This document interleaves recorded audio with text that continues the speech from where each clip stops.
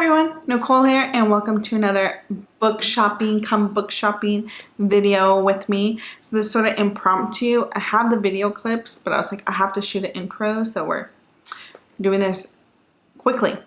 Okay, so I recently got back from Washington, D.C., and while I was there, I went to two bookstores. There we go.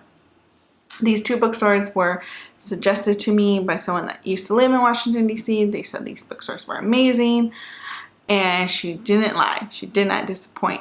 So I made it happen, even though these books, I was only in D.C. for a day and a half, and these bookstores were in very different neighborhoods. So I had to commute to very different neighborhoods, but I made it work. So here are the clips of the first bookstore. All right, the first bookstore is called Kramer's. It was in the DuPont Circle. Is that what it's called?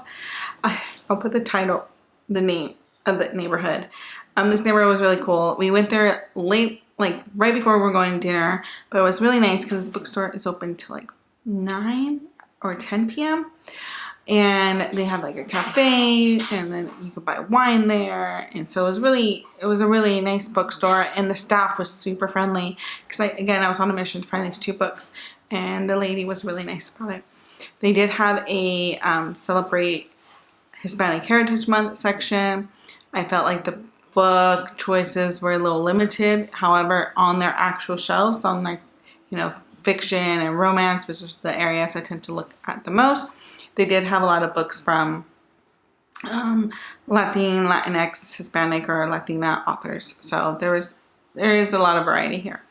So I would love to spend more time. I just didn't have enough time to spend there.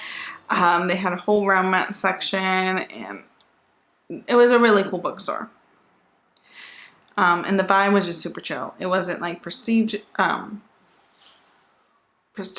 or anything. It was just really casual and for book lovers. Then I went to Politics and Prose, and I thought it was going to be more political. But it wasn't.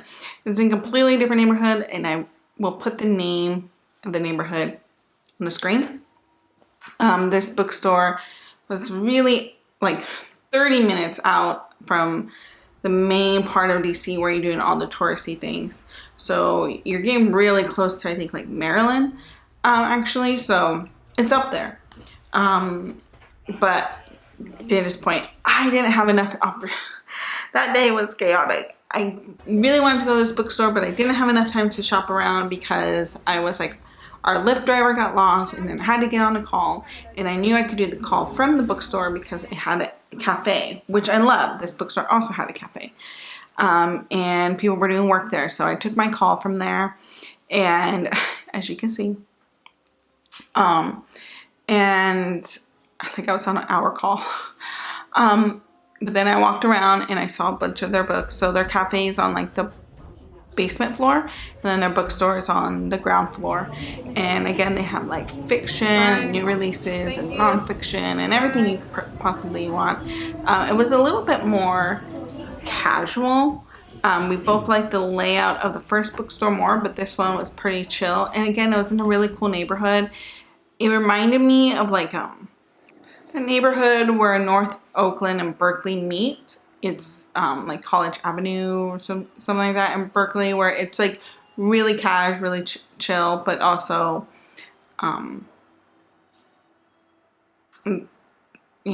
families live there and stuff. So it was like a little bit of an older neighborhood than the neighborhoods we've been in before. All right.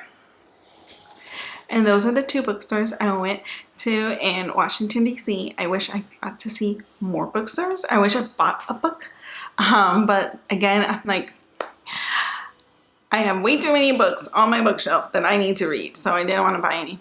It's a problem. So I feel very proud of myself that I held some restraint. So I hope you guys enjoyed this Come Book Shopping With Me video, and have yourself a wonderful day. Bye. Side note. At the bookstore, my husband bought a book, and I can't remember what it was called. I'll put a picture up here of the book. Yeah, it is a nonfiction book. It is about leadership, I want to say. He tends to read more nonfiction. He was leaning towards reading a fiction book, like a historical fiction book, He wanted to buy it, but I told him to read the first page of each book, and it's a great trick. If you don't know which book to buy and you're limited to one, read the first page, and whatever book grabs your attention off that first page, that's the one you should get. Alright,